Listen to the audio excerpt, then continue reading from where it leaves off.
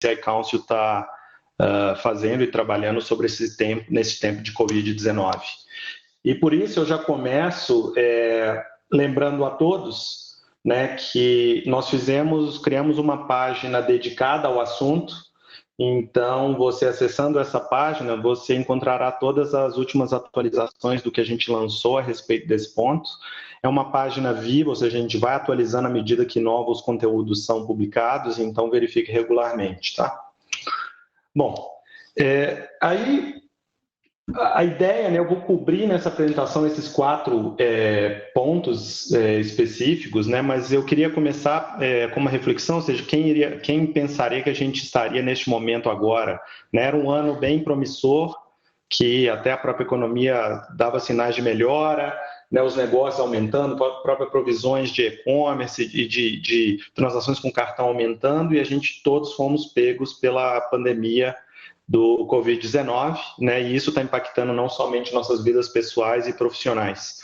E, bom, infelizmente, para muitas organizações, os negócios realmente eles acabaram literalmente, né? E para outros tiveram que ter mudanças fundamentais, né? Tanto na forma como trabalhar e o local onde trabalha, né? E os processos e procedimentos para manter isso. Então, o foco da minha apresentação será analisar o que o PCI Council produziu para garantir que vocês possam manter suas organizações seguras enquanto fazem negócios fora do local de trabalho habitual.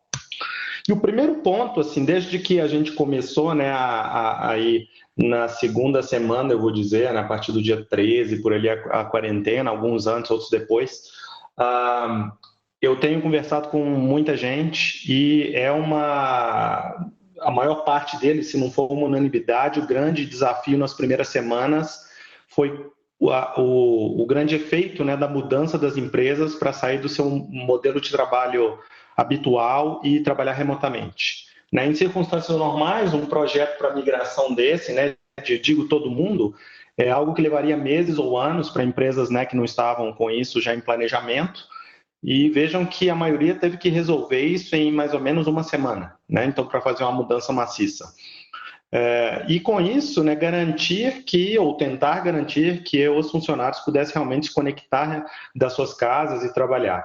Então, acho que as grandes perguntas, né, são como a gente pode garantir que os funcionários possam trabalhar realmente com segurança e quais são os passos simples que todos podem adotar. Então, iniciando nossa série de conteúdos a respeito, né, deste assunto de Covid, a gente lançou recentemente 2 postagens no nosso blog, né, que cobrem a forma de trabalho em casa. Então, o primeiro é como o PCI-DSS ele pode ajudar trabalhadores remotos, e o segundo é protegendo pagamentos enquanto trabalha remotamente. Esse segundo ele é voltado mais para exemplos como funcionários de central de atendimento trabalhando remoto, que vão obter via telefone dados de pagamento para processar. Então, a gente vai dar uma olhada em cada uma dessas postagens, né, em aspectos mais próximos. Bom, falando primeiro no trabalho remoto, acho que o grande destaque mas como eu faço isso com segurança? E a gente traz, né, na nossa própria postagem, né, parece um clichê, mas de fato é o que a gente precisa pensar, como os impactos, como a gente faz isso de uma forma segura para as pessoas em relação aos processos que a gente tem e a tecnologia que o suporta. Então, tudo começa com os funcionários realmente entenderem, né, as políticas e os processos da organização para trabalhar em ambiente remoto. Muitas vezes eles não estão familiarizados com isso e eles necessitam ter um treinamento específico, né, falando da importância da segurança dos dados e conhecer as políticas e os processos de segurança da organização que se aplica ao trabalho remoto. Né? Em relação às políticas de procedimento, um exemplo pode ser proibir claramente qualquer cópia, movimentação, compartilhamento ou armazenamento não autorizado dos dados de cartão em ambientes remotos, por exemplo, para a pessoa copiar para a casa dela, para o computador dela ou algo assim. Né? Então, a equipe ela precisa estar ciente do ambiente físico, tomar os cuidados para impedir que essas informações confidenciais vazem ou sejam visualizadas de forma indevida. E em relação ao uso da tecnologia, também garantir que os dados de pagamento eles permaneçam protegidos e permitir que a equipe remota, de fato, realize o seu trabalho com segurança. Essa é uma consideração vital. Né? E inclui também diretrizes, por exemplo, se a equipe ela pode usar ou ela deve usar os equipamentos da empresa e não equipamentos pessoais como computadores, né? Ou seja, ou se ele vai usar o computador pessoal dele, por exemplo, que use uma tecnologia de VDI, uma tecnologia de terminal remoto, o qual proteja tanto a rede da empresa, proteja o acesso aos dados, quanto a vazamento e cópias aí do ponto de vista tecnológico daquele ambiente. E para a parte tecnológica, garantir essa segurança, ou tentar garantir essa segurança, eu começo com um ponto de múltiplo fator de autenticação, né, da autenticação remota. Então, a gente tem um blog, um infográfico focado nesse assunto, né, que traz dicas para aquelas empresas ou pessoas que não tinham conhecimento tão grande sobre isso, ou o qual é importante para aqueles que não tinham essa prática ter mais informações, né, e deve envolver realmente o uso de credenciais exclusivas da empresa, uma senha forte, um segundo fator. E aqui a gente até, né, relembrar, talvez empresas tenham dúvidas, a diferença entre o duplo fator de autenticação e o uso de mais de uma vez do mesmo fator, que são coisas diferentes.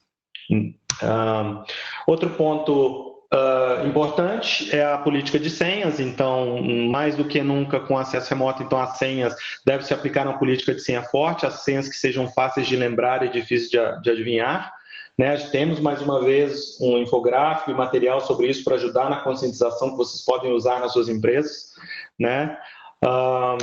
Seguindo da parte importante sobre o gerenciamento dos sistemas, veja que, bom, trabalhando remoto, toda a equipe, né, tem computadores que estão acessando o ambiente, então é importante garantir a segurança desses computadores. Então, já começando do ponto que eles devem executar a versão mais atualizada dos softwares, garantir que a atualização, as correções aconteçam quando eles estão trabalhando remotamente. Por exemplo, empresas podem ter algum tipo de política, até por questão de link ou outros detalhes, o qual um computador da empresa só atualiza quando ele está conectado localmente na rede da empresa, né? Então, isso precisa ser alterado para que, a partir de agora, ele realmente mantenha um processo de atualização frequente, né? E garantir, inclusive, também que soluções de anti-malware estejam instaladas, atualizadas, e que aplicativos e softwares desnecessários eles sejam desinstalados ou não usados para reduzir a superfície de ataque. Em relação ao acesso, foi o que eu já comentei sobre, que é importante considerar um acesso como, por exemplo, uma VPN configurada corretamente, então usando protocolos de segurança que são seguros, né, e chaves seguras, desconectar automaticamente as sessões de acesso remoto até um período de inatividade, após um período de inatividade, limitar o acesso aos componentes do sistema e os dados do computador, do titular de cartão ao computador, apenas aqueles cujo trabalho exige esse acesso. Então, como teve uma corrida rápida para esse trabalho remoto, permitir o trabalho remoto, acho que a hora é a hora das empresas, né, que imagino que estão com todos operando, revisarem de fato as políticas que foram colocadas, os acessos que foram colocados para garantir que tudo esteja atualizado e esteja funcionando de uma forma segura, né, e atendendo, por exemplo, aos requerimentos do PCI DSS, que é o âmbito da nossa discussão hoje aqui. E um ponto assim de extrema importância, né, todos que eu falei são, mas eu acho que esse, principalmente para as pessoas, a área de segurança, principalmente, que está nos ouvindo aqui, o pessoal da área de segurança, é desengavetar o plano de resposta a incidente. Né, nós estamos num momento de emergência, então realmente precisa quebrar o vidro, tirar o plano lá da gaveta, de onde esteja, e verificar se ele foi atualizado, né, se ele foi testado, verificar se as pessoas corretas estão listadas, que os detalhes de contato estão atualizados, incluindo os números de contato, e para aqueles que são os contatos importantes, né, no comitê de crise, equipe de segurança, equipe de TI, né, que eles estão atualizados e existem todas as opções, inclusive o melhor número para alcançá-los. Então, é importante a gente lembrar aqui que aqueles, né, das empresas que tinham um modelo de trabalho em loco, né, e todo mundo junto, muitas vezes, quando tinha um problema, uma suspeita de incidente, simplesmente ele levanta da cadeira e vai conversar com a pessoa no outro departamento. Isso não é mais possível, né? Vocês devem estar já vivenciando situações onde já está difícil você falar com alguma pessoa, algum assunto de projeto de negócio, se você não agendou com ela uma reunião, né, no Outlook, na agenda, e já tem um link de um sistema de conferência, certo? Isso, imagina no momento que existia um incidente. Por isso que a gente está lembrando desse ponto. Esse é um ponto também agora muito importante, então lembre-se, certificar sempre que as pessoas que o contactam sejam quem elas dizem ser. Isso vale tanto para o pessoal do departamento de TI, quanto para os usuários, né? Então os ataques eles vão acontecer de engenharia social em ambas as partes, né, em ambos os lados. Né? Hoje, por exemplo, com o LinkedIn, mídia social, as informações estão lá para os atacantes tentarem identificar uma pessoa e fazer um ataque direcionado.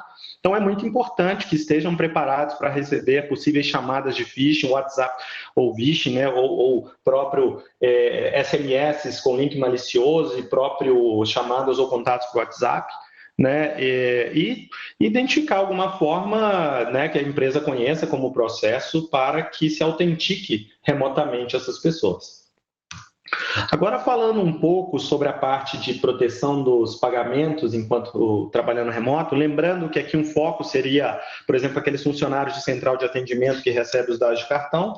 Mais uma vez, na nossa publicação, a gente foca também naqueles 3 pontos principais, né? Nas pessoas, os processos e a tecnologia.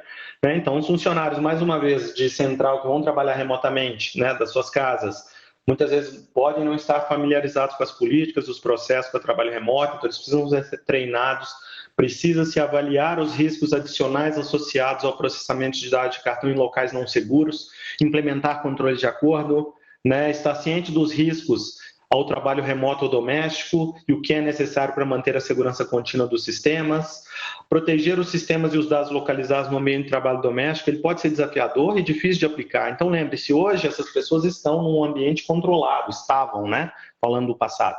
Eles estavam muitas vezes em ambiente, às vezes que, né, com política de mesa limpa, não entrava com celular, não podia imprimir, não podia ter acesso aos dados de cartão em outras mídias. Agora, uma vez que ele está em casa, isso torna-se difícil, pode tornar-se mais difícil. Existem, lógico, tecnologias para ajudar nesses pontos, mas é importante que a empresa, quando está fazendo essa migração, ela faça essa análise dos riscos, visite, né, os seus processos atuais para cumprir com o PCI DSS e faça as adequações necessárias com essa migração para o trabalho remoto.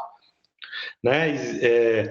Uso de tecnologias que garante que o dado do cartão permaneça protegido e permite que a equipe remota realize seu trabalho com segurança também é uma consideração vital para oferecer esse suporte remoto. Da parte de processos, né, eu já falei bastante coisa, mas acho que um ponto que é importante é principalmente se tiver acesso físico à mídia, né, as pessoas então usarem dados de cartão em mídia externa, em papel, tem que lembrar que os controles que eram aplicados na organização podem ser necessários ou serão necessários na casa da pessoa. Então, de não manter aqueles papéis ou aquelas informações sensíveis em qualquer lugar na casa. Né? E principalmente, se algum dia eles forem gravados ou impressos e não necessários, que exista um processo de destruição adequado de acordo com os requerimentos aplicáveis. Em relação à tecnologia, é basicamente o mesmo ponto do que eu falei anteriormente para o trabalho remoto. Né? Então, pensar que o computador utilizado ele precisa ter todos os controles de segurança aplicados, né, em nível de tanto de proteção de rede, como firewalls, de atualização dos softwares que são utilizados, de atualização de patch de segurança, e configurados para que o usuário desabilite esses controles. Né? Aqui volta o ponto também, né, a ser observado, né, do uso de qual computador. Né? Então, o uso do computador da empresa não permite o uso pessoal. Como você impede que o pessoal seja feito? Ou proteja se ele é feito através de alguma tecnologia de virtualização, né, de VDI, de terminal virtual remoto. E outra coisa, essas pessoas também têm que estar cientes de onde ela está posicionada para fazer esse trabalho. Né? Talvez, para quem mora em casa, quer trabalhar do quintal, porém é um quintal o qual é próximo dos vizinhos, ele senta lá e o vizinho está perto e está vendo e vê a tela dele, vê as informações, escuta a ligação que ele faz. Então, tem que considerar essa questão física do espaço onde ele vai trabalhar também. Em relação à proteção dos dados, aí falando, né, do ponto de vista de rede, é importante a gente lembrar, né, então, para essas pessoas de central, normalmente eles usam um terminal virtual, eu digo do softphone, né, o software que é usado para receber as ligações que vão ser derivadas ou vão ser direcionadas de um PABX do número central para aquele número que ele está em casa. né? Então, esse usuário remoto ele não vai ter a mínima ideia que a pessoa está em casa. Então, é a responsabilidade da empresa e da pessoa realmente proteger os dados. E lembrar aqui um ponto importante: se esses softphones são usados, vai estar sendo usada uma tecnologia de VoIP, Voice over IP, o que quer dizer que os dados do titular do cartão serão trafegados em rede. Ou seja, é necessária a criptografia dessa comunicação, porque será uma rede pública, certo? Bom, e existiram, logicamente, várias mudanças para o negócio de vocês. A gente lançou, e acho que o grande impacto em relação ao PCI DSS pode vir em relação à manutenção ou à sua primeira certificação de PCI DSS. Né? Então, o grande impacto do Covid foram as restrições de viagem que foram impostas, né? E o isolamento. Então, isso impacta diretamente a forma como os assessores, né? Os QSAs podem fazer o seu trabalho. E as empresas também, além disso, muitas fecharam, né, os seus escritórios e não permitem simplesmente o acesso ao ambiente. E isso pode ser um grande desafio para a sua validação anual. A gente, então, lançou esse blog com algumas informações, algumas diretrizes, lembrando que, historicamente, a gente realmente exigia, era uma exigência direta, e continua sendo, melhor dizendo, né, uma exigência que o QSA esteja on site a todo momento, não a todo momento, mas pelo menos esteja on site alguma parte da validação de PCI DSS, né, de um assessment para certificação. O que a gente flexibilizou, e está falando nesse momento, nesse blog post, é o seguinte: na impossibilidade disso acontecer por causa da pandemia, é possível fazer avaliação remota, desde que o avaliador ele consiga cumprir o mesmo rigor e o padrão da avaliação em local. Ou seja, ele deve conseguir validar os procedimentos de teste e ter uma confirmação de que o ambiente realmente cumpre com os requisitos necessários. Veja que não estamos falando que vocês devem alterar a segurança do seu ambiente. Então, se você tem uma política que não permita, por exemplo, uma avaliação remota do ambiente usando câmeras ou dispositivos móveis para validar uma segurança física, a gente não espera que vocês mudem a política para fazer o assessment. O que vai acontecer é que esses requisitos deverão ser registrados como não testado e, de fato, você não vai ter um ROC de 100% conformidade, e aí você deve discutir esse assunto com os adquirentes e as bandeiras, o qual estão, inclusive, sabendo de toda essa situação e estão preparados para discutir em relação a esses pontos. Ok? A respeito desse assunto, a gente deve lançar nas próximas semanas mais atualizações com dicas a respeito disso.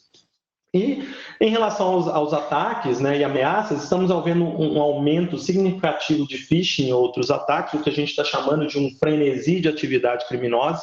Então, se você fizer uma pesquisa no Google por Covid-19, fraude ou phishing, você vai ver rapidamente o quanto de notícia de empresas e mídia publicando sobre isso. Então, de fato, os criminosos estão aproveitando a situação para tentar aplicar seus golpes, né? Então, a gente lançou um blog sobre isso, com algumas dicas também, né, o qual, inclusive, a gente traduziu e já lançou essa publicação em alguns canais de mídia aqui no Brasil.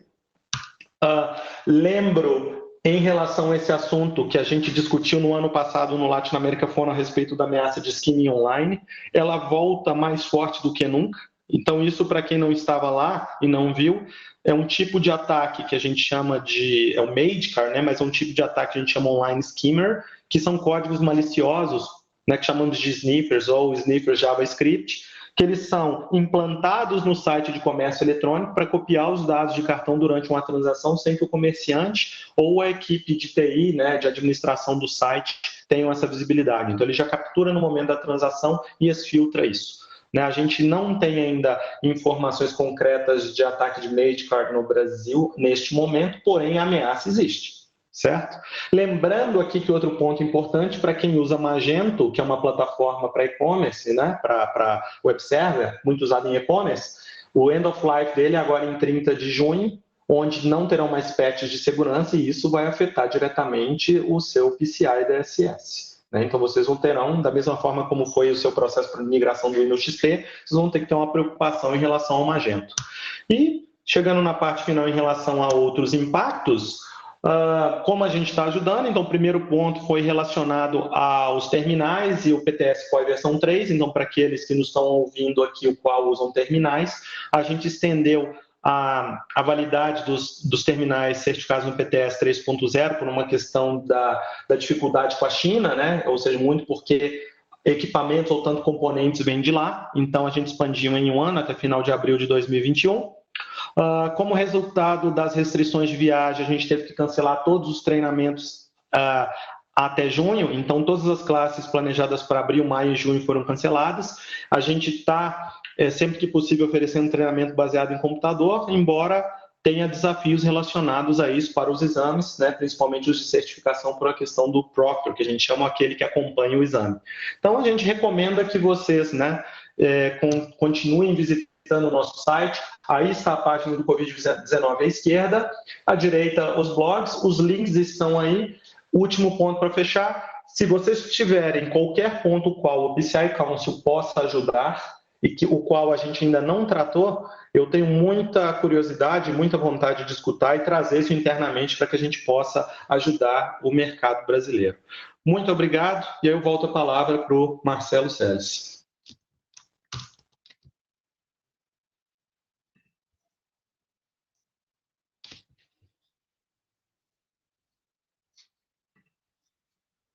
Obrigado, Carlos. Bom, vamos falar um pouco agora sobre a GM SecTech, quem é a GM, né, e como chegamos até aqui. Meu nome é Marcelo Selles, eu sou Country Manager da GM SecTech aqui no Brasil. A GM, com esse nome de GM SecTech, essa é uma marca recente, em fevereiro nós mudamos essa marca. A GM é um grupo de empresas, uma holding com mais de 50 anos de história.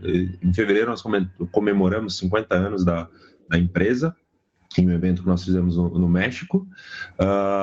E todo esse período, passando por aquisições, por crescimento, por fusões, a última mais importante aquisição que a GM fez foi a compra de 100% da First Security.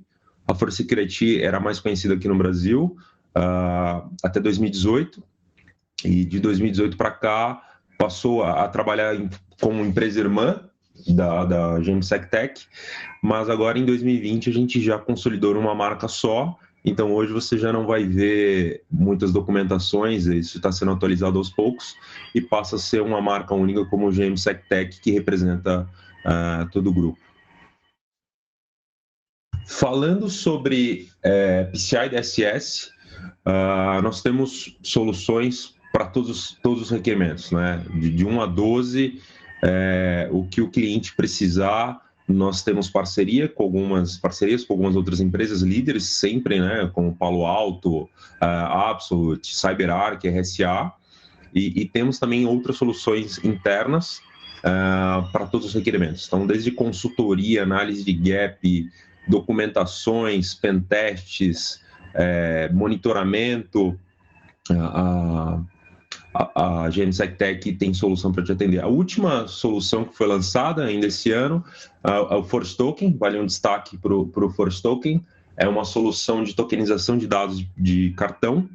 Ela pode ser utilizada via web ou através de conexões via API entre as plataformas do cliente e o nosso ambiente. É bastante interessante para as empresas que precisam armazenar dado de cartão. Aqui eu estou falando basicamente de PCI DSS, mas a GM SecTech também atua em outras frentes do PCI, PIN Security, PFI, somos um ASV também. Então, sempre que você precisar de tirar alguma dúvida, conversar sobre algum projeto relacionado a PCI, você pode contar com a GM SecTech. A GM, ela não é só PCI, não é só conformidade. Nós temos uns 4 centros de segurança distribuídos na América Latina, onde a gente faz operação de serviços gerenciados dos nossos clientes, monitoramento do ambiente dos clientes e também nosso time de resposta a incidente. Vocês podem ver que em 2016 a gente entrou para o FIRST, o time global de resposta a incidente. Em 2017 já fomos listados nos relatórios como MSSP, né, Top MSSP. 2018 isso repetiu e 2019 isso repete também. Para 2020, nós somos listados como uma das 150 hot companies de cybersecurity para você prestar atenção no ano de 2020. Tudo isso combinado nos possibilitou uma parceria com a Visa para a América Latina e Caribe. Hoje a GM SecTech é o preferred partner para serviços de segurança em toda a América Latina e Caribe. A ideia dessa parceria é ajudar a promover a segurança nos meios de pagamento, né, na nossa região. Isso está muito focado em América Latina e Caribe, porque é onde nós estamos com maior presença. Nós temos projetos em todos os países, ou já tivemos projetos em todos os países, né, da América Latina. E por isso essa parceria é muito focada nesses países. Recentemente começamos um roadshow também, chamado PaySec Day. Passamos por alguns países, num evento junto com a Visa, apresentando soluções, apresentando cases e discussões sobre segurança em meio de pagamentos. Nosso evento aqui no Brasil seria em maio.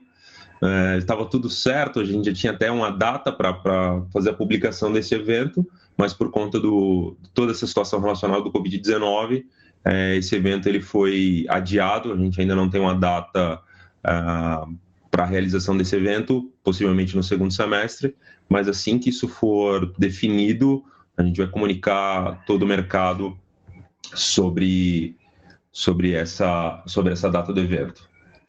Um treinamento também, nós tínhamos um treinamento agendado para uma turma de ISA. A GM SecTech trabalha junto com o PCI Council anualmente. O ano passado nós tivemos no Brasil uma turma de ISA, uma formação oficial, inclusive o Carlos Caetano, que foi o instrutor. Esse ano a expectativa era a mesma, mas também por conta do Covid, essa turma acabou sendo adiada, sem data exata ainda para a realização no segundo semestre. Aqui estão alguns comunicados que a Visa colocou recentemente para os seus comércios, para os seus parceiros, onde faz referência à GM SecTech, explicando como a gente pode ajudar, como a GM SecTech pode ajudar os comerciantes e os prestadores de serviços de meio de pagamento. Então, se vocês tiverem alguma dúvida sobre projetos PCI, PCI DSS ou outra norma PCI, ou quiserem entender um pouco mais sobre essa parceria, o que a gente está oferecendo através dessa parceria para o mercado, fiquem à vontade.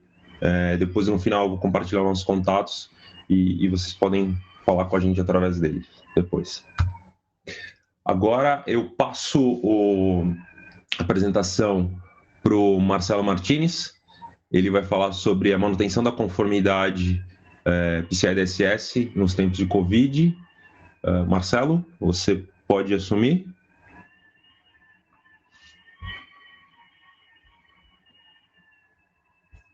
Sim, perfeito, estou assumindo aqui.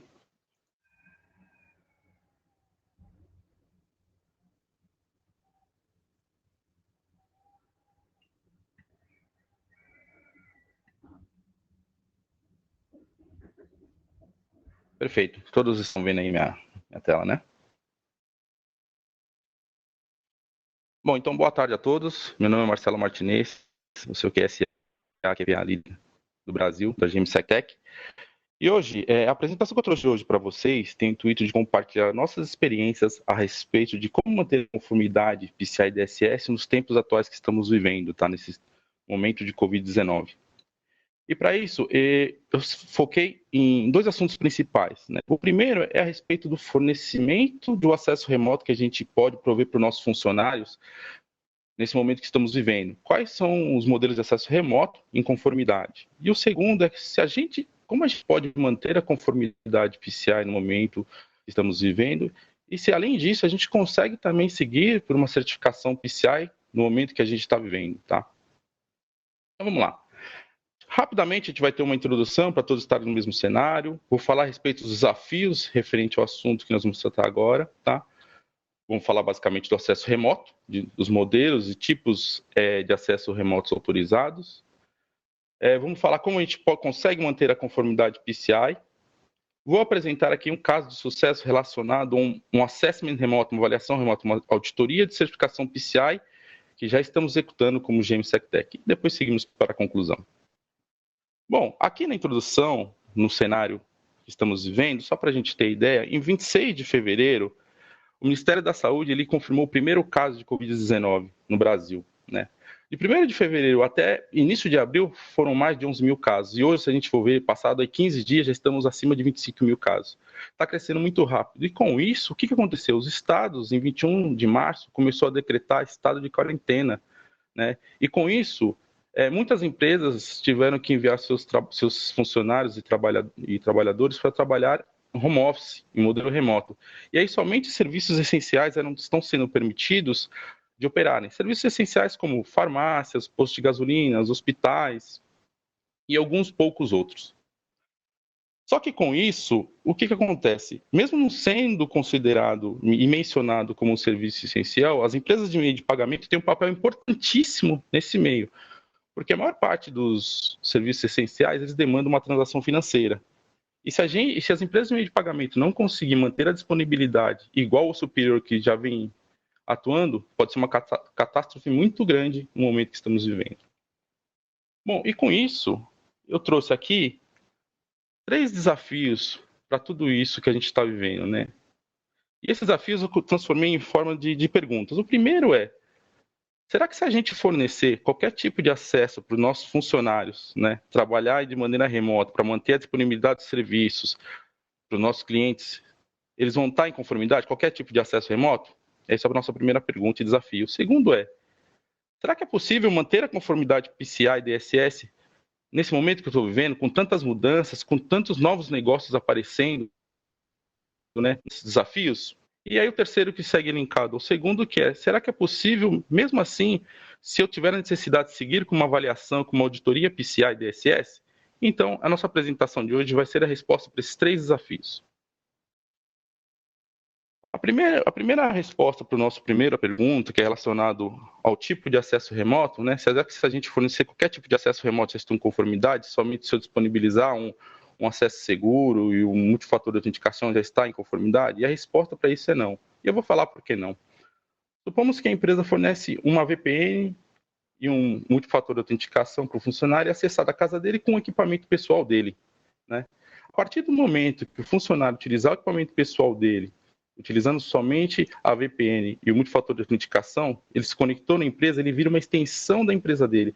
E aí, todas as vulnerabilidades que possam haver na máquina desse funcionário, na máquina pessoal desse funcionário, ele pode passar isso para a empresa. Então, além disso, a empresa ela não tem nenhum nível de segurança, nenhuma certificação do nível de segurança que está na máquina do funcionário, na máquina pessoal do funcionário. Ela não sabe se ele tem firewall instalado, se tem antivírus, se tem alguma vulnerabilidade que está lá internamente. E ela não tem o poder de administrar nada disso. Por isso que esse tipo de acesso remoto, ele não é permitido. Ele não está em conformidade com o PCI e DSS. E aí eu trouxe 2 modelos aqui, que são conhecidos, que está em conformidade. Até o Carlos comentou. Bom, o primeiro modelo, ele é quando a empresa fornece um laptop da própria empresa com acesso ao VPN e um multifator de autenticação. Nesse modelo é como se o funcionário estivesse dentro da empresa dele. A empresa ela consegue manter instalado todos os requisitos de segurança exigidos pelo PCI DSS para manter sua empresa segura. Requisitos como personal firewall, antivírus, os bloqueios por inatividade de sistema, de telas, os bloqueios de saída de informações, toda a parte de gerenciamento de patches. Eles conseguem fazer o gerenciamento de patch remotos através de agentes instalados na máquina. Toda a parte de verificação de saída de informações, filtros de conteúdo de acesso à web. Então, com fornecimento de acesso, com fornecimento do equipamento, a empresa consegue ter um nível maior de segurança e é o modelo mais conhecido. O segundo modelo é relacionado ao modelo onde a empresa fornece um link seguro, uma VPN, um multifator de autenticação e o funcionário pode utilizar equipamento próprio. Aí você vai falar, poxa vida, Martinez, você acabou de falar que não é permitido, só que além desses equipamentos que ele fornece, do link seguro e multifator de autenticação, a empresa também tem que fornecer aí a estrutura de virtual desktop. O Carlos também mencionou isso. O que é o virtual desktop? O virtual desktop nada mais é que a empresa ela monta uma estrutura onde existe um equipamento como se fosse uma máquina virtual que foi disponível. A partir do momento que o funcionário ele faz a conexão no link que foi informado para ele, ele cai numa tela como se estivesse sentando novamente no seu computador lá na sua empresa. E a partir daí ele faz um novo logon e aí ele entra dentro da empresa. Onde se mantém a segurança? Tudo que acontece ali na máquina, no virtual desktop, à frente, está totalmente fechado. Então, o que acontecer na máquina pessoal do funcionário não interfere no virtual desktop. A única coisa que o funcionário utiliza do seu equipamento pessoal é o seu teclado, mouse e tela. Então, é por isso que esse meio de tecnologia ela é segura. E aí, sendo um virtual desktop, a empresa tem todo o poder de controle centralizado em cima das políticas de segurança, dispositivos de segurança, personal firewall, ela consegue fazer o gerenciamento de patches, tudo de forma centralizada. O importante é que essa tecnologia ela limita o escopo PCI. O escopo PCI vai até o virtual desktop. Daí para trás, tudo que acontecer na máquina pessoal não interfere. O importante é a implementação do virtual desktop ela tem que estar muito bem alinhada nas questões de segmentação. Também não basta colocar a máquina virtual em qualquer lugar, eu acesso o VPN, vai lá para dentro da rede, aí não adianta nada. Então, se alinha a instalação de virtual desktop ao modelo de segmentação adequado conforme dito no PCI DSS. Bom, quando a gente fala disso, às vezes a gente tem uma dificuldade, né, de visualizar na nossa mente como que isso pode ser. E aí eu trouxe 2 modelos aqui de casos de sucesso que clientes nossos, parceiros já utilizam, para a gente ter em mente como que pode funcionar isso diretamente, né? Então, o primeiro caso de sucesso que eu trouxe aqui é relacionado à utilização de um laptop, tá? Que a empresa disponibiliza o próprio laptop com uma VPN e um multifator de autenticação. Primeiramente, a empresa ela tinha dentro do seu plano de continuidade de negócio, dentro do seu processo de resposta a incidente, ela tinha lá relacionado todos os funcionários chaves e áreas chaves que deveriam ter acesso ao laptop. Esses funcionários já possuíam o laptop e já possuíam o seu token já antes de qualquer incidente. E aí, dentro desse plano de continuidade de negócio, já tinha lá a decretação de pandemia. Então, quando aconteceu esse momento, os funcionários, e que chegou o momento de decretação de pandemia, os funcionários já sabiam o que fazer, já sabiam como fazer. E por que eles já sabiam? Porque anualmente eles eram treinados. Então, na hora que foi decretada a pandemia, todos já sabiam que deveriam pegar seu laptop, seu token, e ir para suas residências, para os locais onde eles deveriam continuar seus trabalhos. Então, isso funciona muito bem.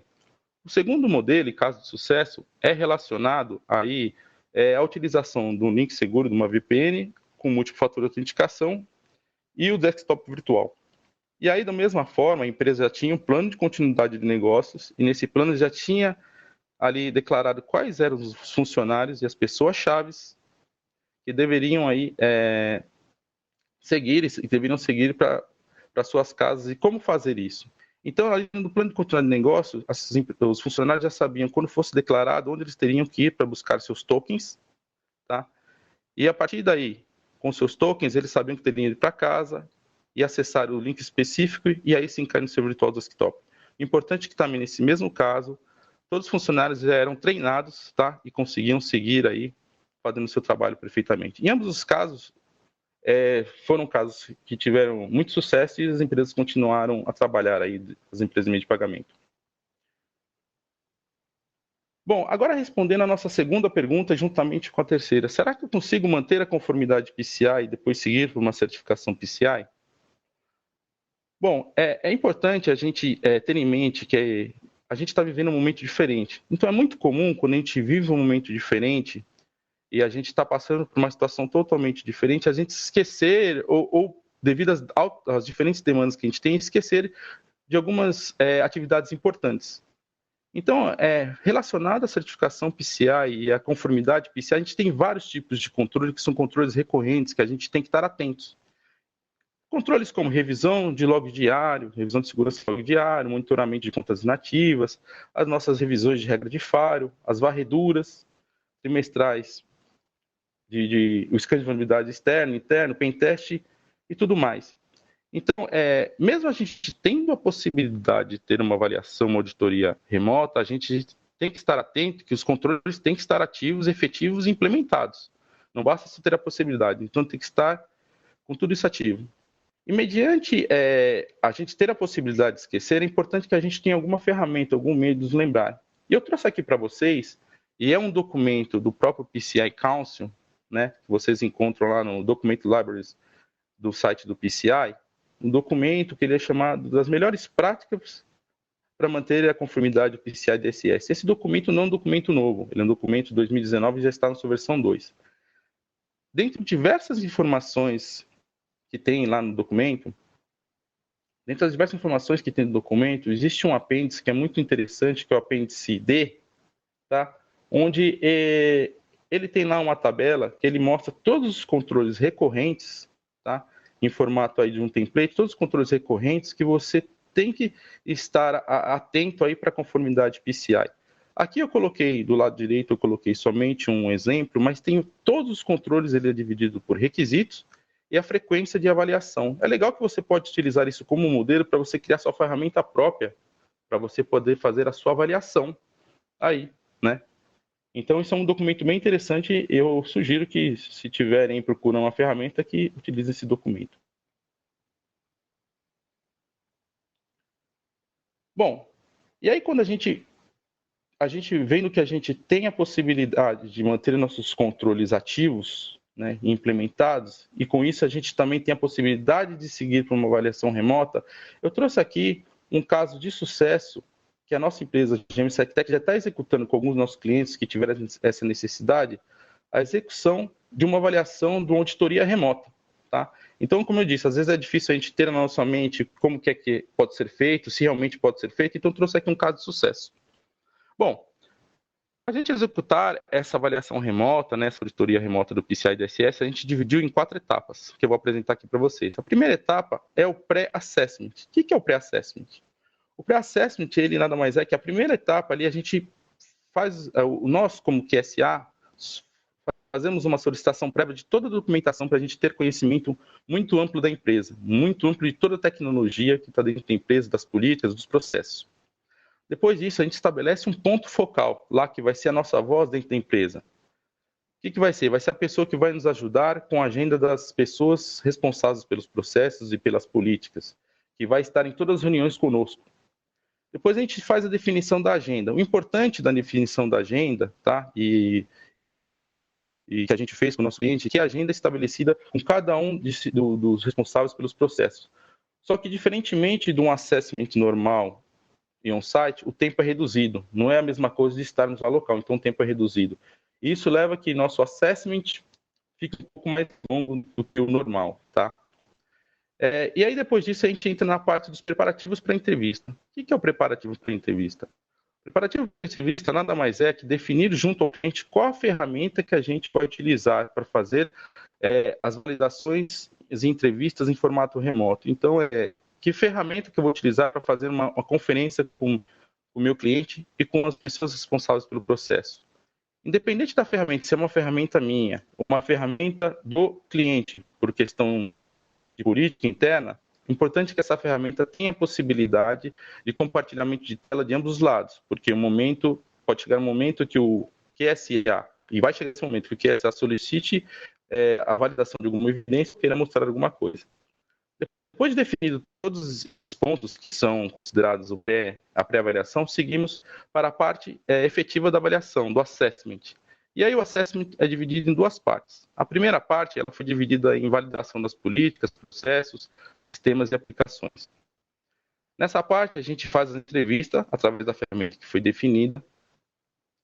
Através da videoconferência, a gente vai fazendo a conferência junto com a pessoa responsável pelo processo, o ponto focal e o assessor.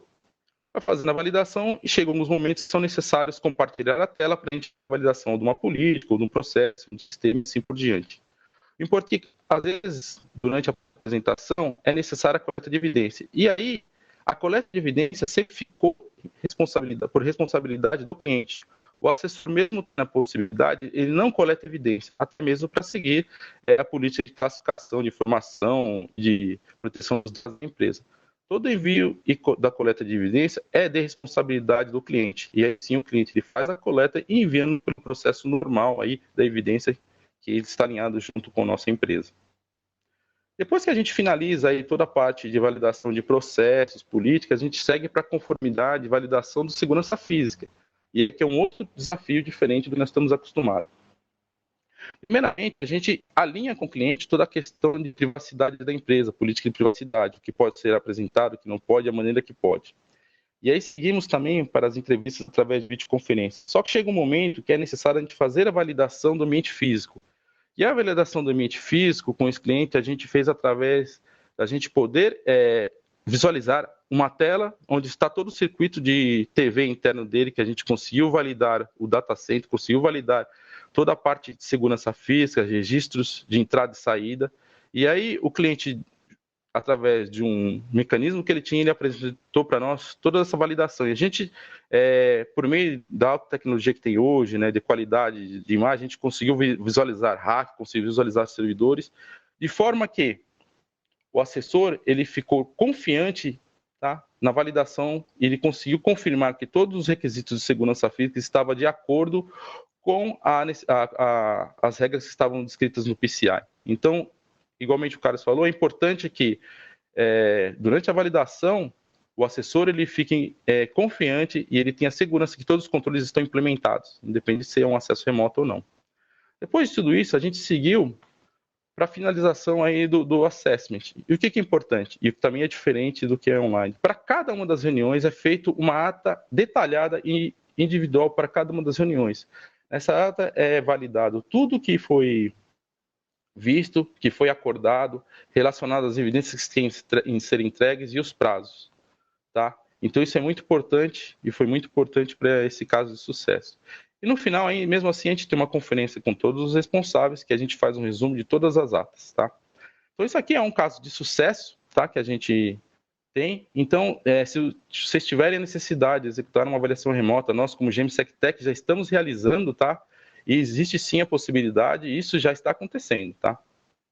Bom, seguindo então aí para o final, já para concluir, o que eu queria deixar aqui, né, como conclusão? Primeira coisa que realmente nós estamos passando por um momento difícil. E nesse momento difícil, as situações são diferentes. A gente tem que ter em mente que todas as situações vão ser diferentes. Temos que estar preparados para a situação diferente, tá? Depois, vamos ter vários tipos de demanda. E aí, como eu disse, normalmente, quando as demandas aumentam, é possível que a gente esqueça de manter algum controle ativo. Então, o que é importante, a gente que tenha alguma ferramenta que nos ajude a manter esses controles ativos do PCI, tá? E aí, como a gente mostrou aqui, existe sim a possibilidade de fazer uma avaliação remota, segura, em conformidade com as políticas do cliente, e que a gente consegue validar com segurança todos os controles aí do PCI DSS. E por fim, a gente tem que ter em mente que o PCI DSS não é somente uma certificação, né? Não é somente para obter uma certificação, e sim para eu manter a segurança dos meus dados portadores de cartão do meu negócio dentro da empresa, porque como a gente viu aí, apesar do momento que a gente está passando, muitos malfeitores estão tentando utilizar desse momento para benefício próprio. Bom, pessoal, isso aqui é o que eu tinha para hoje, tá? Eu vou devolver aí a apresentação para o Marcelo e no final vou estar disponível também para as perguntas. Obrigado.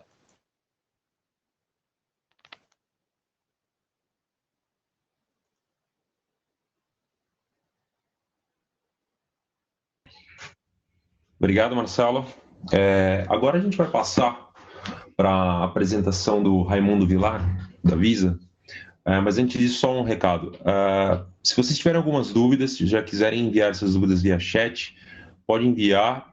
Assim que o Raimundo finalizar a apresentação dele, a gente entra nessa parte de perguntas e respostas. Então, se vocês quiserem preparando algumas perguntas e enviando, fiquem à vontade. Nós estamos 10 minutos atrás do cronograma, mas eu acho que a gente consegue finalizar isso aí sem muito impacto.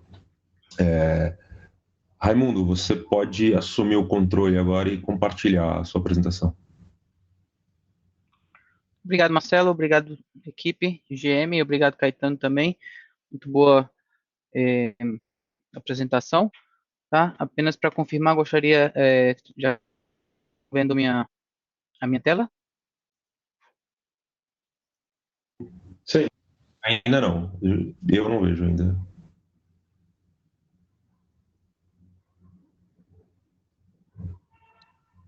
Vamos ver. Eu já vejo. Perfeito. Eu, Carlos. Conseguimos. Perfeito. Tá, ok. Obrigado. Bom, então vamos lá, né? Aqui, de novo, meu nome é Raimundo, eu trabalho aqui com a Visa há algum tempo já, mais de 2 anos nessa posição. E aqui vamos falar um pouco mais, primeiro, sobre o Programa de Segurança da Informação, o Account Information Security. Esse é o Programa de Conformidade PCI DSS da Visa para comércios, agentes terceiros e VisaNet processadores. Tá? E, por último, vou dar um resumo do programa e também, no final, vamos falar do plano de resposta que a Visa, a parte de risco, tem sobre o Covid-19. Tá? Antes de começar, apenas um aviso legal, vou dar aí 30 segundos para vocês darem uma pequena revisão. É praticamente um aviso de confidencialidade, que esse documento é destinado unicamente para os clientes Visa e os membros do sistema de pagamento Visa. Tá? Essa não deve ser compartilhado com outras pessoas fora das suas empresas. Okay? Um pouco que eu tinha aqui na agenda para vocês é o que é o AIS Guide e seus objetivos, quem está envolvido no AIS, os requisitos mínimos de validação da Visa e o plano de resposta. E no final tem também um slide com alguns recursos de segurança que podem ser compartilhados com vocês. Bom, antes de entrar no que é exatamente o AIS, apenas rapidamente um pequeno slide aqui para que vocês compartilhar com vocês a estratégia da Visa, que é baseado de segurança da Visa, baseado em 4 pilares. Um é proteger os dados, desvalorizar esses dados, utilizar os dados para interromper fraudes, por exemplo, e também ativar os consumidores na proteção de segurança de pagamentos. Minha área, nós focamos justamente na proteção do dado, que é justamente defender os dados de pagamento, utilizando, por exemplo, as normas e os padrões do PCI DSS. Tá?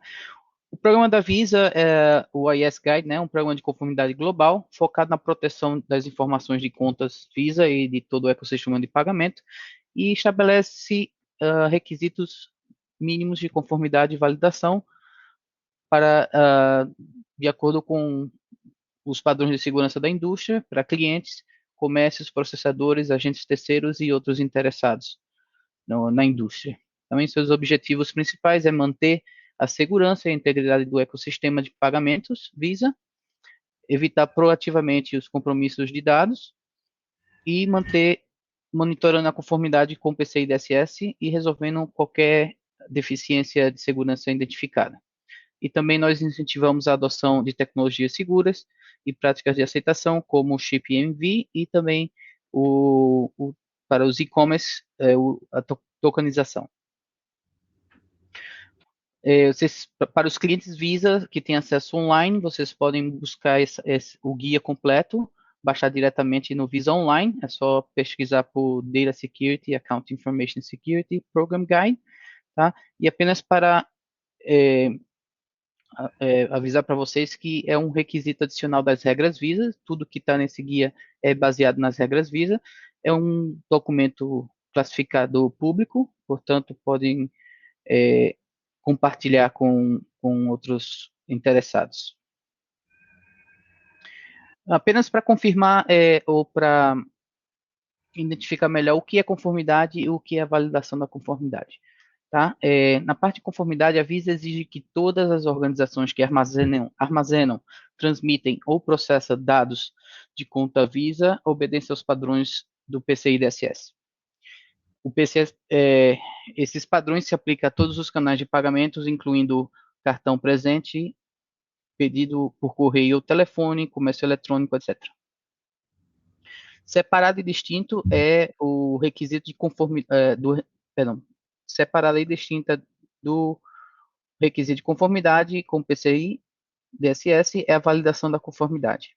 A validação é o exercício de verificar e demonstrar o estado de conformidade com os requisitos dos padrões PCI DSS. Então, logo em seguida, vamos ver quem deve validar ou não essa conformidade com a Visa diretamente. Bem, quem estão envolvidos no AIS são todas aquelas entidades, como falei, que armazenam, processam ou transmitem dados dos cartões Visa. Tá? Como você pode ver aí nessa figura, aqui estamos aqui o nosso modelo de 4 partes da Visa, né, onde você tem o adquirente, o emissor e os comércios e os titulares de cartão, e todas essas outras bolinhas amarelas são aqueles interessados na indústria, né, que o, o, a indústria de pagamentos tem evoluído bastante e novos players têm entrado no mercado ou no ecossistema. Aqui é só outra maneira de ver, só separando quem são os players, ou são os third parties, né? Da parte emissor e da parte adquirente. Como você pode ver na parte emissor, tem os card vendors, tem os digital wallets, e já na parte do adquirente tem os payment gateways, tem aqueles que dão serviços aos comércios, e entre outros. Okay, rapidamente entrando aqui no guia, né, vamos dizer, no manual, aqui estamos, a seção número 1 é referente ao segurança de dados dos comércios, e o objetivo do programa é erradicar o armazenamento de dados de autenticação confidencial e proteger e desvalorizar os dados titulares do cartão no ambiente.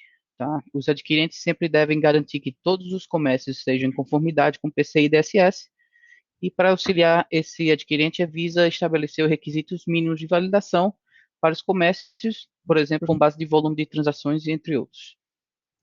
O programa da Visa também oferece diferentes opções de validação de conformidade para os comércios com base em vários fatores, entre eles o nível onde o nível de cliente, que também é baseado no nível de transação, entre outros.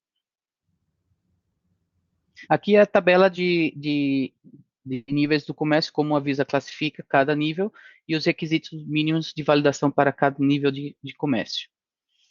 O nível número 1 são aqueles comércios que têm mais de 6 milhões de transações por todos os canais, e eles devem apresentar o relatório de conformidade, ou o ROC, pode ser assinado por um QSA, como a GME, ou por um ISA, ou até por um recurso interno, portanto, que um executivo ou diretor da empresa assine os documentos. E também o atestado de conformidade, que é o AOC. Nível 2 são comércios de 1 milhão a 6 milhões de transações Visa anuais. Nível 3 são comércios eletrônicos apenas, de 20 mil transações a 1 milhão de transação, de e-commerce apenas. E o último nível 4, são aqueles e-commerce com menos de 20 mil transações, ou outros comércios de cartão presente que tem menos de 1 milhão de transação. Nesses últimos 3 níveis, eles podem validar essa conformidade através do SAC, que é o questionário de autoavaliação, e o atestado de conformidade que acompanha o SAC. Também, apenas para reiterar, a Visa apenas requer validação de conformidade diretamente conosco através dos adquirentes para os comércios de nível 1 e nível 2. Nível 3 e nível 4, esses devem validar essa conformidade diretamente com o adquirente, e Visa deixa esse trabalho, essa tarefa aos adquirentes determinar qual o nível ou qual o requisito mínimo de validação para esses comércios nível 3 e nível 4. Também por volta de 2011, a Visa introduziu o programa TIP, que é o Programa de Inovação Tecnológica, para reconhecer comércios que adotaram medidas seguras de aceitação, reduzindo o risco de comprometimento e fraude. Tá? Para qualificar para esse programa, os comércios devem confirmar que não guardam nenhum dado confidencial de autenticação. Mais de 75% de suas transações são feitas através de um terminal habilitado para a leitura do chip EMV, ou utilizam uma solução de criptografia de ponto a ponto, validada pela PCI, e o comércio não esteve envolvido em nenhuma violação de dados nos últimos 12 meses. Tá? Para aqueles comércios que qualificam para esse programa, é descontinuado a avaliação anual ou o requerimento de validar o PCI DSS todos os anos com a Visa. Mas apenas para reiterar, isso não quer dizer que o comércio não deva estar em conformidade com o PCI DSS. Só não tem que validar todos os anos com a Visa. Ok? A Visa também, na seção 1.4 do guia, também vem para aqueles comércios que não estão validando a conformidade ou não participa do TIP, a Visa também tem uma tabela de taxação para aqueles que não estão em conformidade.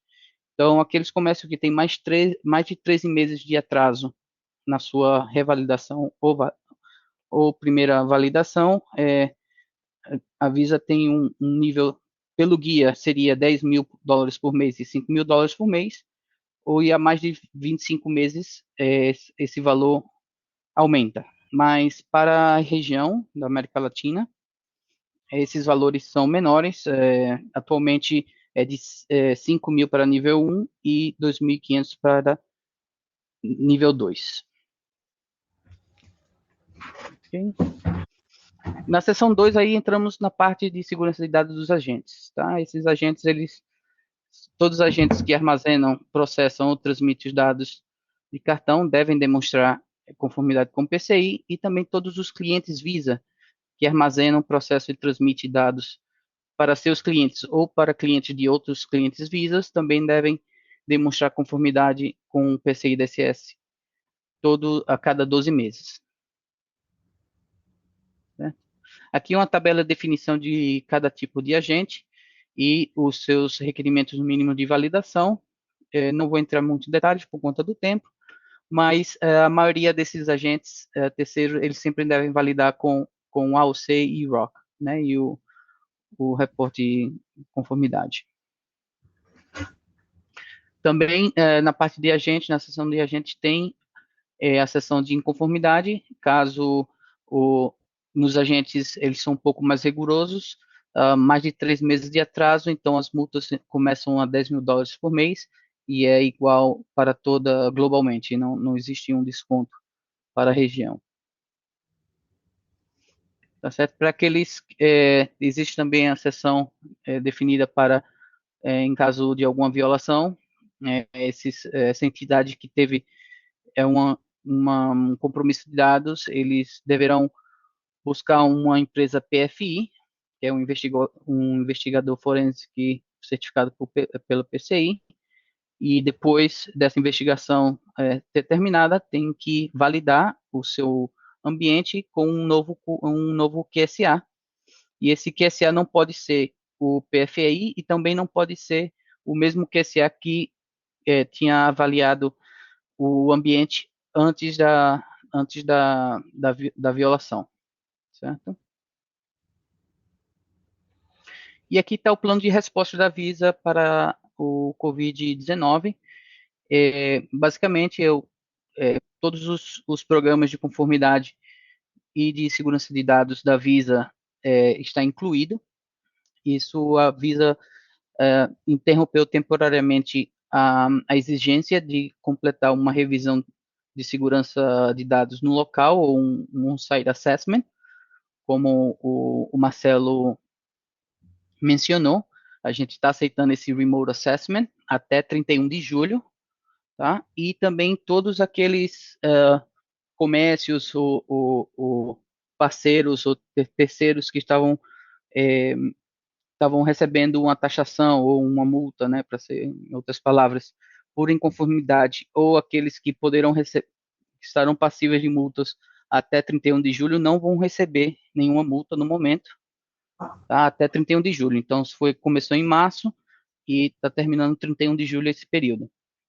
Pedimos que, de toda forma, que aqueles que estejam passíveis de multa agora ou que poderão receber a multa nesse período, eu sei que é difícil, mas se for possível, como temos o parceiro aí que está fazendo esse remote assessment e podem ajudar vocês aí com ideias diferentes, portanto que esteja dentro do padrão do PCI DSS, ele ajudar a entrar em conformidade, assim que quando esse período acabar, vocês não precisam, não estejam passíveis de multa, né, e possam proteger seus ambientes aí da melhor maneira possível. Ok? Bom, e aqui são alguns recursos ou websites que temos aqui para ajudar todos os parceiros Visas e clientes. Eu acho que o Alberto vai enviar essas informações também mais tarde, ou vai colocar no chat esses mesmos links. E aqui é os nossos e-mails de contato para cada programa. Tá? Caso tenha alguma dúvida, pode enviar um e-mail diretamente conosco. E acredito que isso é tudo. E vamos abrir aí agora o chat aí para as perguntas. Muito obrigado. Obrigado, Raimundo. Bom, nós temos já algumas perguntas, eu acho que bem interessantes. Algumas podem ser respondidas, acredito, por você, outras pelo Caetano e talvez outras pelo Marcelo Martins. Vou pegar uma aqui do Fernando.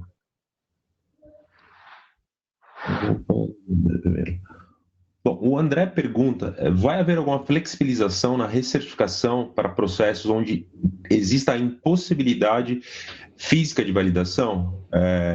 Exemplo, como validar uma venda física se está tudo fechado, né? Se não é possível fazer por remoto, fisicamente também não está permitido. Como é que fica isso? Se vai ter alguma flexibilização da Visa para a entrega dessa certificação? Bom, acho que como o André fala aí de venda física, não sei se tem muito a ver com a Visa, mas como mencionei no nosso plano de resposta, caso você não possa fazer um assessment remoto, né, ou uma avaliação remota, pelo menos você deve entrar em contato conosco, com a Visa, para nós avaliarmos o seu caso individualmente. Tá? Eu acho que essa é a melhor resposta que eu posso dar no momento. Ok. Obrigado, Raimundo. Tem uma outra pergunta aqui. Em caso de alguma restrição legal ou sindical para treinamento online, como fazer? Haverá também alguma possibilidade de waiver? Tem um caso em um país específico onde o acordo com o sindicato não permite o treinamento online, tem que ser físico. Eu acho que essa pergunta fica boa para o Martinez. Consegue responder essa, Martinez? Alô, sim, perfeito. Bom, obrigado pela pergunta, tá? Então, primeiramente, o importante a gente sempre ter em mente é que todos os controles eles têm que estar sim, implementados e eles têm que estar de acordo com a conformidade do PCI DSS. Então, da mesma maneira que foi respondida a primeira, se nesse momento, no momento da certificação, mesmo que seja por acesso remoto, você não tem a possibilidade de executar algum controle e apresentar esse controle durante o assessment remoto, você sim tem que entrar em contato com a sua bandeira ou com o seu adquirente e esclarecer isso para ele, para que que em conjunto vocês tenham discuta a respeito desse waiver, tá?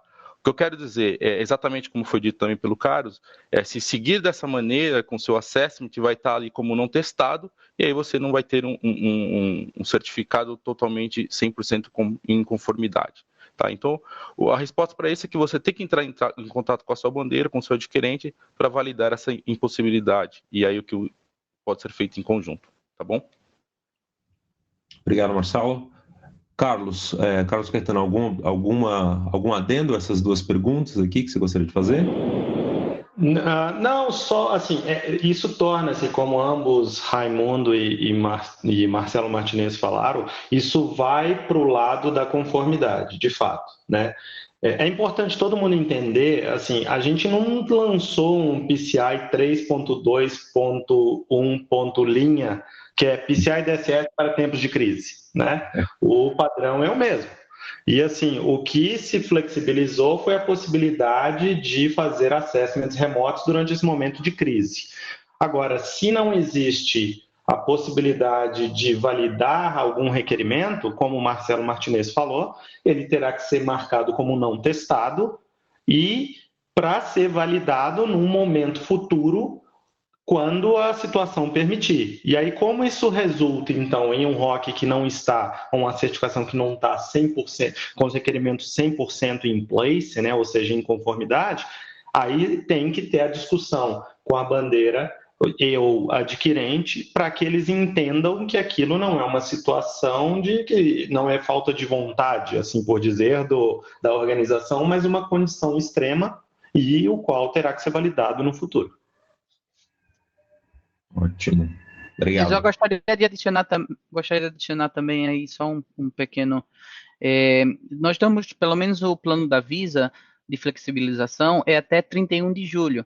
Então, e o porquê que a gente deu essa flexibilização do Remote Assessment foi justamente porque, para fazer um On-Site Assessment, hoje em dia não dá por conta de muitas restrições de viagem e de muitos países, mas possa ser que, vamos dizer, em junho já as flexibilizações já começam a cair.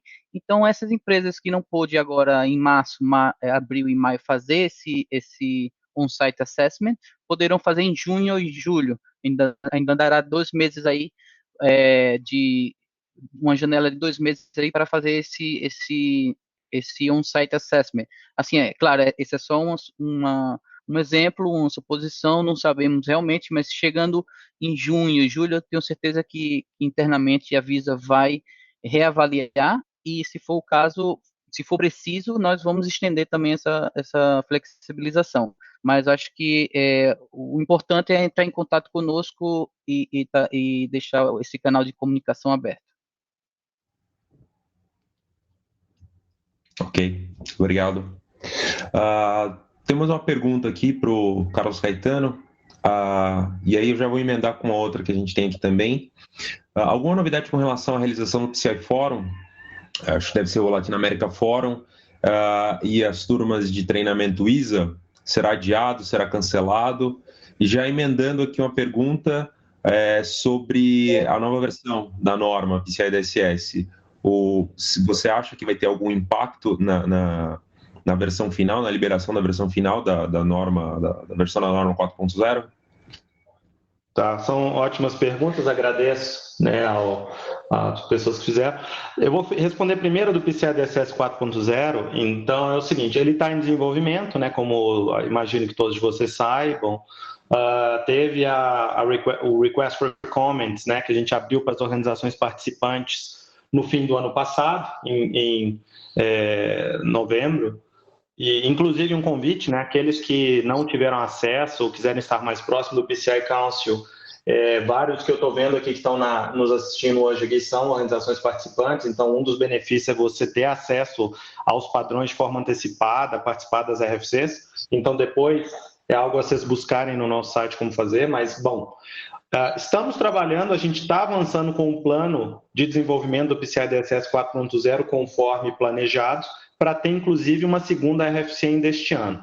Logicamente que a gente ainda está avaliando os impactos com as restrições de viagem, porque, para vocês entenderem, o padrão, o PCI DSS 4.0, ele não é desenvolvido somente pelo PCI Council.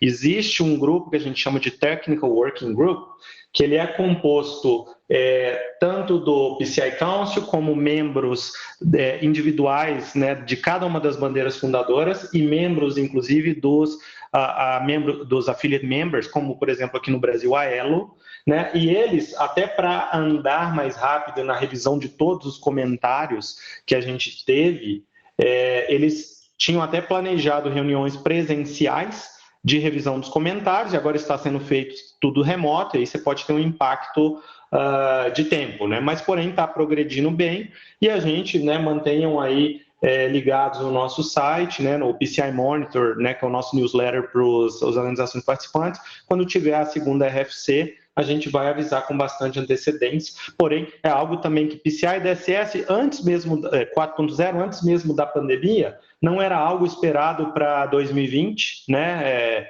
E seria algo para finais de 2021, então isso só vem trazer até mais prazo aí, mas é algo que vocês não precisam se preocupar neste momento. Acho que o principal é vocês estarem cientes para nos ajudarem no momento de RFC para dar os comentários.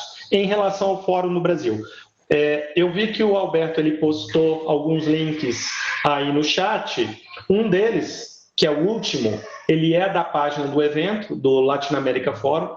A página está no ar, o evento está planejado, né? Inclusive a gente já tem patrocinadores vindo, o Call for Speakers, né? Que a chamada para apresentações ela está aberta até o dia 24 de abril. Então fica a dica aí para quem quiser submeter um case de sucesso, alguma apresentação, né? A gente deve ter acho que umas 5 posições, né, para palestrantes externos, algo que a gente ainda está montando a agenda, mas, Fernando, o plano é acontecer, né? Então o contrato será no Unique, o contrato está fechado, as classes estão planejadas tanto do QSA, QPA e do ISA, né? Então a gente está com tudo planejado.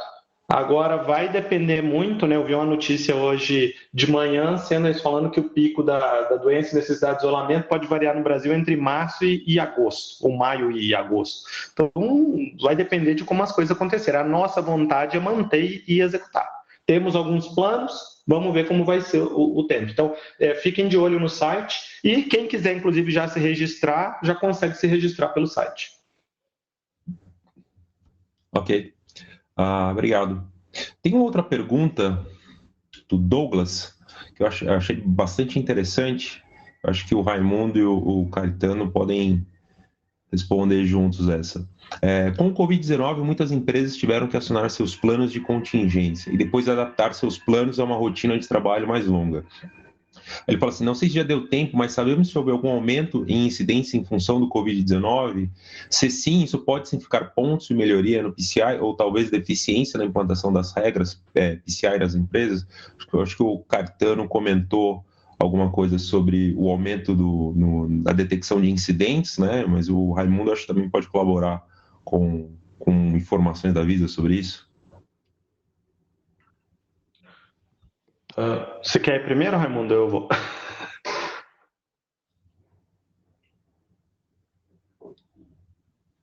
Oi, desculpa, eu tava no mudo aqui. Bom, na parte da Visa, assim, meu departamento nós não trabalhamos diretamente na parte de investigação ou de incidentes, né? Eu trabalho mais na parte da proteção proativa, né? Por isso que nós estamos sempre correndo atrás que todos os stakeholders estejam em conformidade com o PCI DSS. Mas, assim, posso, pelo menos no meu saber, o que nós escutamos foi justamente o que eu tenho escutado, né? Foi o que o Caetano já mencionou, que sim, existe uma atividade maior de phishing, de tentativa de skimmers, que é um pouco até assim esperado, né? Toda vez que esse pessoal eles sempre se aproveitam de qualquer tragédia ou do assunto do momento para tratar de fazer fraude, né? Caetano? Complementando, assim, e o PCI também, acho que é um ponto muito importante relembrar, o Raimundo, ele passou sobre isso na parte da apresentação dele, até porque vocês entendam como funciona. Quando existe um comprometimento de dados, que é da área, o qual não é a área do Raimundo, outra na Visa, existe, né, aí como foi colocado nos procedimentos da bandeira, a exigência para contratar-se diretamente um PCI Forensic Investigator, que é aquele profissional, ou seja, a empresa, né, e o profissional certificado e treinado por nós para fazer essa análise do incidente e prover um relatório. Esse relatório, ele vai diretamente, né, o cliente recebe e ele provê uma cópia dele para o adquirente e a bandeira para a discussão.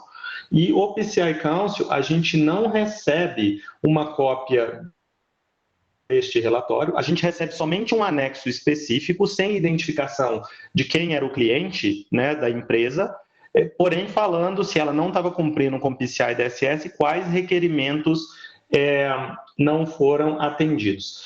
A gente tem um estudo interno, qual infelizmente ele não é público, e a gente até apresentou isso, na verdade, lá no nosso North American Community Meeting ano passado, porém considerava aquilo que a gente recebeu de PFI né, do PCI Forensic Investigator até o ano passado. E assim, o que eu acho é que até agora não deu um tempo suficiente para medir isso, né? O que eu entendo é que está tendo um aumento de tentativas de incidente, isso é claro. Eu, por exemplo, enquanto a gente estava conversando, eu acabei de receber aqui um SMS fingindo ser de um banco para eu atualizar o dispositivo, né, para evitar bloqueio e com um link para eu clicar aqui.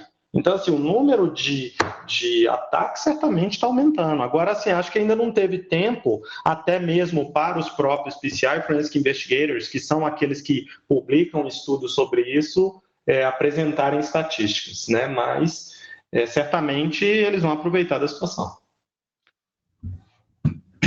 Ótimo. Obrigado, Caetano.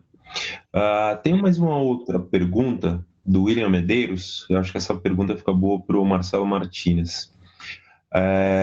Ele pergunta: são somente esses dois cenários de acesso remoto apresentados que mantêm a conformidade com o PCI DSS? Acha possível outro cenário usando o computador pessoal sem utilizar o VDI, mas usando uma VPN e uma solução de múltiplo fator de autenticação, mais controles adicionais? Bom, obrigado, William, pela pergunta bem interessante. Bom, primeiramente, eu vou explicar por que a utilização somente do computador pessoal, ele traz risco para a empresa. Primeiramente, que o computador pessoal de qualquer funcionário seu, a empresa não tem controle sobre ele. Então, existem até alguns requisitos do PCI, como o usuário ele não pode desabilitar um antivírus, tá? Tem que ter um personal fora instalado. Quando o computador da pessoa é um computador pessoal, a empresa não tem garantia que todos esses controles são implementados, tá? Pode haver alguns outros tipos de acesso remoto que são válidos? Sim, só que isso tem que ser validado caso a caso. Unicamente utilizar um computador pessoal com VDI e um acesso remoto, você falar, não, mas o funcionário ele garantiu que utiliza um antivírus, garantiu que utiliza um personal firewall, isso não é suficiente, não atende. Justamente por isso, porque você não tem controle sobre tudo que é feito no computador, tá? Então, para você utilizar um computador pessoal e ser válido, precisa validar caso a caso, tá? Mas o que é importante, se você não tiver o acesso administrativo para bloquear várias funções e vulnerabilidades, isso não está em conformidade, tá bom? Ok. Obrigado, Marcelo. Tem um complemento de uma pergunta, que eu acho que eu não fiz ela da melhor forma, sobre a parte de venda física.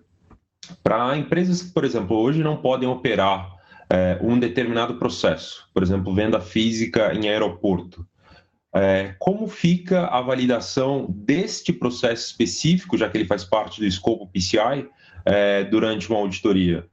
Eu imagino que seja algo parecido com o que a gente falou sobre os treinamentos, mas se puder responder de forma mais específica sobre essa parte de venda física em aeroporto, por exemplo, é uma pergunta bem interessante que a gente tem aqui. Eu responderia do meu lado, assim, teria que deixar, então, no momento que postergar essa avaliação, né? Ou deixar para quando as vendas físicas retomarem a fazer essa avaliação. O mesmo o Marcelo Martinez poderá dar uma melhor ideia aí, já que ele é o esperto aí do PCI. Como que eu sei como ele faria, né? Vamos dizer assim. Ô, Célio, você pode só repetir a pergunta que no momento que você falou, cortou para mim aqui. Desculpa. Seguinte, o André, ele faz uma pergunta relacionada... Ele fez aquela pergunta sobre os treinamentos online e faltou uma parte da pergunta. Parte do processo PCI dele, parte do escopo PCI está relacionado a vendas físicas feitas nos aeroportos. Uhum. Com tudo isso está acontecendo, as vendas presenciais elas não estão acontecendo. Então, durante um processo de auditoria, você não consegue fazer a validação deste processo específico, da venda física. Como é que isso afeta a auditoria ou como é que isso afeta a conformidade da empresa? Tá, vamos lá. Bom, primeiramente, a gente tem que ter em mente assim que todos os processos são implementados, estão ativos. Eles não ficam somente ativos para o momento de auditoria do PCI-DSS. O que eu quero dizer? Esse processo já vem ativo há muito tempo. Ele parou de ser executado em determinado momento que foi decretada a pandemia. Só que o que acontece? Cada caso tem que ser visualizado. Então, o assessor ele vai verificar se os controles que ele já tinha, que mantém, ele consegue apresentar, a empresa consegue apresentar alguma evidência que seja válida. Se essa evidência não for válida e não atender os requisitos que dá tranquilidade, a segurança para o auditor, que aquele controle realmente está em conformidade e mantém a segurança do meio de pagamento, se o auditor não conseguir fazer isso, e aí vai entrar naquele mesmo caso. Então, vai entrar com um controle que não foi possível ser testado, e aí sim essa empresa tem que entrar em contato com a sua bandeira adquirente para tratar isso com ele. Se o assessor ele consegue validar que aquele controle está ok, por evidências que foi feita até o momento da parada ali do trabalho, perfeito, vai seguir. Mas se não conseguir, vai entrar nesse caso que eu falei. Tá bom? Ok. Obrigado, Marcelo. Tem mais uma pergunta aqui sobre treinamentos. Acho que essa fica boa para o Carlos Caetano. Você mencionou que o PCI cancelou todos os cursos ministrados por presenciais, né? Até o final de junho de 2020. Existe algum plano para começar a oferecer aulas online para substituir esses treinamentos que foram cancelados? É uma ótima pergunta, agradeço, né, por ela. Primeiramente, eu solicito, né, que todos verifiquem frequentemente o nosso site, né, lá sou com as informações do Covid-19, quanto a atualizações, né, então lá a gente vai ter tudo, inclusive sobre os treinamentos, os eventos, igual eu falei do Latin America Forum. O que está acontecendo? E aí, para todos entenderem. Quando a gente fala de novos treinamentos, então eu falo, por exemplo, do próprio QSA, eu falo do treinamento ISA, que eu acho que para muitos aqui é importante. A gente tem sempre, por mais no caso, vou falar até do próprio ISA, existe, né, opções até já existiam de fazer ele remoto, né, não 100% em português, mas sim em inglês, a gente tinha partes em português já. E depois você tinha que agendar o seu exame de certificação no Instituto de Testes Personview, certo? E no caso dos QSAs e demais assessors, o treinamento da primeira certificação sempre era presencial, que a gente chama de LT, ou Instruction Led Training.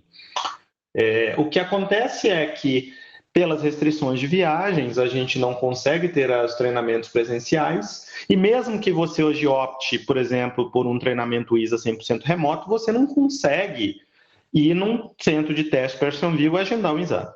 O que a gente está trabalhando é ver como viabilizar um treinamento 100% remoto com instrutor, ou seja, até mais interativo, e ter um modelo de teste, né, de certificação remoto, com um proctor remoto que a gente chama, né? Então, quem fez já outras certificações, talvez já tenha feito esses modelos, né, que você faz 100% remoto com um remote proctor, que a gente chama. Então, a gente está avaliando e buscando as opções. Lembre-se que a gente pretende manter-se em treinamentos presenciais, porém estamos buscando alternativas para treinamentos remotos, e assim que a gente tiver novidades sobre isso, a gente vai publicar no nosso site e vocês vão conseguir se registrar para as classes e fazer os treinamentos. Okay, obrigado, Carlos. Bom, as perguntas, elas encerraram. Aqui eu não recebi mais nenhuma pergunta. Tem só uma observação, uma pergunta aqui do Fernando, acredito que do Fernando, sobre a assinatura do AOC, quem pode assinar, se o ISA pode assinar você. O Raimundo já respondeu aqui com a restrição, né, para comércio, apenas para comércio, então para prestadores de serviço não tem essa possibilidade. Eu não tenho mais nenhuma pergunta aqui para direcionar para vocês.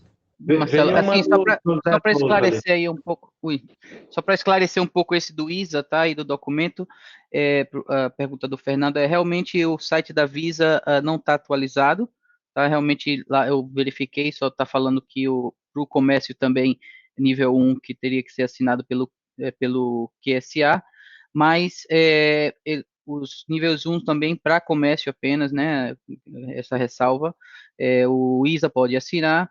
e até um recurso interno da própria empresa pode completar o ROC, o AOC, portanto que o, um executivo da empresa assine também essa documentação, vamos dizer, o presidente, o executivo, o diretor assine essa documentação. E acho que a outra pergunta dele aqui é que ele não encontra um campo para as informações do ISA no ROC. Realmente não existe um campo para o ISA, mas no AOC, na última página, quando o comércio vai assinar esse documento, tem um campo para colocar as informações do ISA, eu acho que é o nome e o número da matrícula. Acho que o Caetano até pode me corrigir aí se eu não tiver 100% correto. Mas é isso, se tiver alguma outra pergunta, entre em contato conosco aí. Ok. Bom, pessoal, a gente agradece, eu agradeço em nome da GM, do PCI e da Visa a participação de todos. A gente se coloca à disposição, então a GM está à disposição se você quiser falar sobre PCI, DSS, sobre PA, DSS, sobre PFI, inclusive, uma das mais recentes certificações que a gente alcançou. Fique à vontade, a gente está disponível para conversar com todos vocês sobre isso. E eu agradeço a participação de todos. Uma boa tarde. Obrigado a todos, um grande abraço. Obrigado. Obrigado.